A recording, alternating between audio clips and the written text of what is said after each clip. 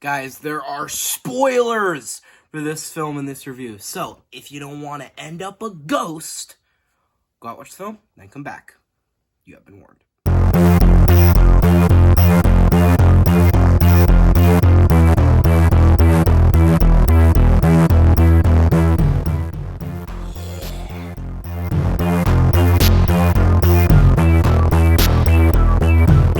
Guys, and welcome back to another episode of Off the Shelf. I'm your host, Arnold HD, and this week, what we found off the shelf was...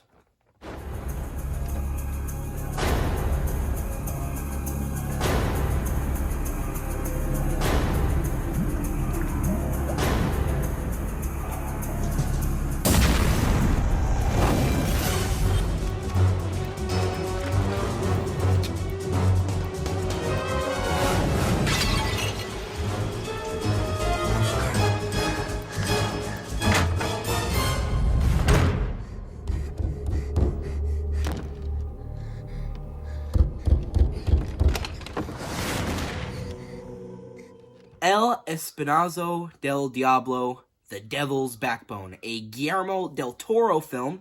This is a Spanish, or Mexican, I guess, since Guillermo del Toro made it, ghost story, like mystery horror film. I guess you could call it that. And this film was about kind of like a mystery. It was about the people in this orphanage and the kids in the orphanage. It was also figuring out this kid named Santi who went missing the day a bomb dropped on the orphanage, but it didn't explode, so it just kind of hangs out there in the middle of the courtyard. And the day the bomb dropped there, Santi went missing, and people, like, the whole movie's kind of about what happened to Santi, and then there's a ghost who is Santi, and then it's revealed that one of the guys who worked at the orphanage, who also used to be an orphan at that orphanage for like 15 years, ended up killing him accidentally, and then he blows up the orphanage and kills a bunch of children, and then kills all the workers there. Then he tries to kill more children to find more gold, but then he is piked to death after his friends leave him for dead, and then they throw him into oxidized water, where he is then dragged underwater by a ghost. I know that sounds like a lot, but I feel like I was just overly fucking describing shit. But I will say, right off the bat, this film was good. I mean, obviously, it's Guillermo del Toro. What do you expect? He's a great director. Academy Award winner, by the way. And, I don't know. I think Guillermo del Toro has a style, that I think does resonate in this film. I really like him, but I do want to watch even more of his movies, because this one, even though I think this was his third ever film, it was his third ever, and honestly, for a third film ever in your career, this is really solid. And not even solid, it's really good, right? I mean, especially for like 2000, it came out in 2001. I thought it was older, but it wasn't. And honestly, even the effects, like, they did use some CGI, some practical. It was kind of a mixture of practical and CGI. Well, when the orphanage exploded, like, the fire did kind of look a little wonky. Not bad, but it looked a little wonky. And this isn't a dig or even a nitpick. It's just funny. They used, like, this really overused stock scream sound effect during one of the scenes with the ghost. And it's like, it wasn't overused in 2001.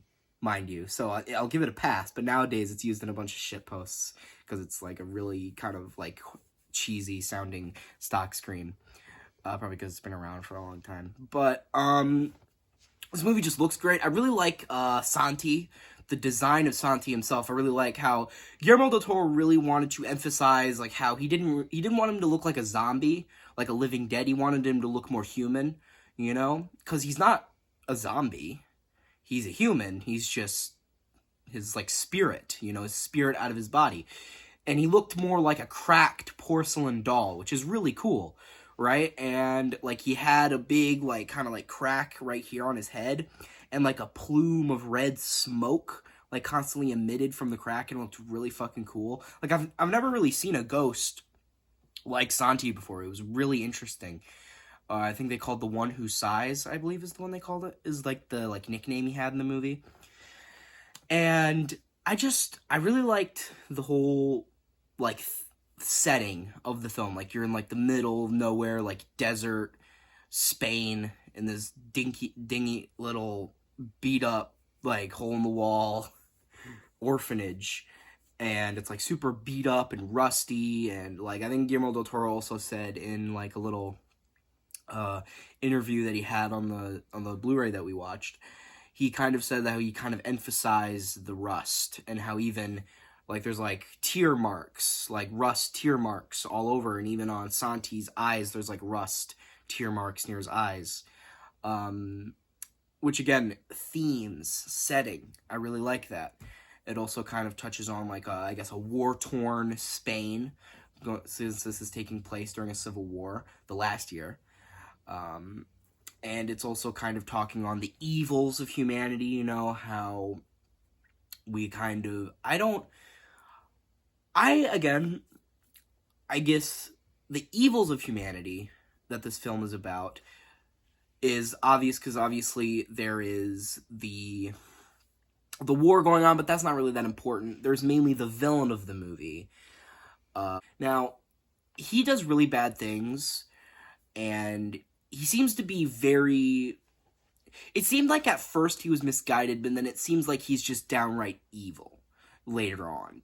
Not even later on, he doesn't become evil. He's kind of a piece of shit throughout the entire film. He's a dick, he's aggressive, and I think that's just kind of in his nature, is to be aggressive. And I think he killed Santi, but he didn't mean to. I mean, yeah, he was being way too aggressive with him, but he like threw him up against like a pillar, and he banged his head on it, and he killed him, right? And he didn't mean to kill him, but he still did, and he hid his body in the pool of water, right? So obviously not a great guy, right? Kills a child, shows kind of a bit of remorse, and then ties him up and throws him into water. So, not a great guy. And then later, he fucking explodes an orphanage full of children, kills a bunch of children in the process, injures the other children that survived, kills all the workers, and then he brings his, like sleazy buddies over so they can get a safe and get gold that they don't find at first, and then his buddies leave him. But then he finds the gold, and then he's like, but I gotta kill the children still. Like, he's not just gonna take the gold and leave, even though he could have just taken the gold and left. No, I gotta kill the children first. And then, of course, I think there's a really good scene, like, when they confront him, because they're like, there's 4 of them, and they have, like, these little wooden pikes that they made out of, I think they were, like, broomsticks maybe. I don't know what they made them out of specifically, but they were like wooden sticks, and they carved them and made them pikes. And he was like, what a joke. And then the one just pops up and stabs him directly into the armpit, and it's like, ooh, ouch. Yeah, there's like a main artery in there, so if you got stabbed with anything down there, it's soft down here. Especially since they're children, they kind of had to like go for a weak point, because yeah, and then they just kind of piked him, and then, of course, Santi actually came to our main character, Carlos, I believe his name was. He came to him, and he's like, bring me this guy. I want to finish him off, right? Because he wants to get revenge. I mean, assuming he needs, since, like, the whole purpose, or, like, idea of a ghost is that the reason they're still in the mortal plane is because they have unfinished business, and they need to finish it so that they can move on to the afterlife. That's the whole point of Ghost and why Ghost exists in legend. So you'd assume that after he's gotten revenge, he's killed his killer, or like, finished off his killer, that he'd move on. But I think it's kind of left a little ambiguous, because the last scene we see with him is him standing on the oxidized water. They never really show him moving on. So maybe he does, maybe he doesn't. I don't really know. Maybe the ghosts work differently in this movie, because, I mean, in every piece of media, ghosts work a little different. They're not all really the same. Then also there's the old doctor in the film, who I liked, and I also liked how he was kind of like the guardian of the kids. You know, I mean, they all were, all the workers were, but one thing I liked about him is that he also eventually he died and then became a ghost, right? And then it seems they kind of imply at the end of the movie that he is going to guide them to safety because obviously the orphanage is really far away. It's in the middle of nowhere. I remember they said it's going to take like over a day to get to the nearest town, right? It takes like over a day to walk to the nearest town. So maybe he's going to follow them and guide them to the nearest town because he said before he died that he'll always be with them. He wouldn't leave them, right? But then he died, but it was kind of, he was injured. It was kind of out of his control. You know, he was pretty fucked up. But I also just do love how, like, sadistic the villain is. He's kind of, I wouldn't say he's cartoonishly evil, though. Because people like him do exist. Like, people that, like, want to get, like, who want to get out of their seemingly, like, stuck life, who don't like where they're at, they want to get out. There are people who would do whatever it takes to get out, right? Which would include killing children. That is 100% believable, right? People are that evil. And I do like how, you know, it's satisfying how he dies, because also, so there was a witness to, Santi's death. It was Hami, I believe. I believe I said that correctly. And, so he got a bit of revenge, too, at the end of the film, because he helped pike the guy, and then they kicked him into the oxidized water.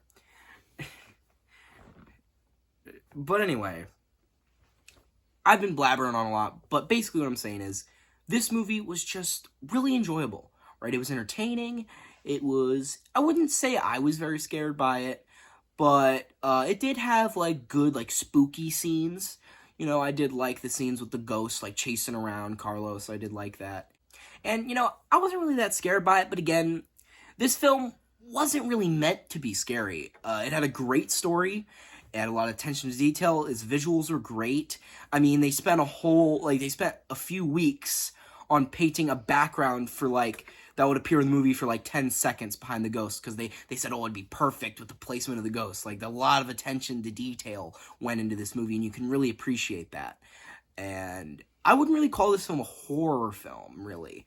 I mean, it has elements, but I'd say it's more of, like, a ghost story, a mystery film. Kind of a drama, too, a bit of a drama. And, I mean, if you're a fan of Guillermo del Toro, if you're a fan of ghost stories, if you're a fan of mysteries, fan of dramas, I really think you could get a lot of enjoyment out of this film. Like I did, because I enjoyed this film. And I think you will too. So I would recommend this film if you haven't seen it already as a Guillermo del Toro fan or just a film fan. I think it's a great movie that you could definitely get some enjoyment out of. And I think with that being said, I would rate this film an 8 out of 10. And, yeah, I think I've said what I'm saying. I think I've said my piece. So, guys, I hope you like this video. Share with friends, subscribe, notifications on, comment up below if you liked it. And I've learned from HD off to help a ghost. You know, in this movie, there was a lot of, like, vulgarity. Not a lot of it, but there was some vulgarity in it. And I think it's funny that some of the only words I recognized were the swear words. Like, cabron, you know, I know a few others, but I can't quite remember. I know coño carao, I know a few others, but I can't name them quite off the top of my head. One thing I love is that I don't speak Swedish, I don't speak German, I don't speak Spanish, but I can say some Swedish swear words, I can say some German swear words, and I can say some Spanish swear words. Vulgarity is universal. And it's great. So in whatever context, you could use a different swear word, and you could use it in public, and people wouldn't know you're swearing. It's a funny world. But you know what is funny? Swear words. What the fuck?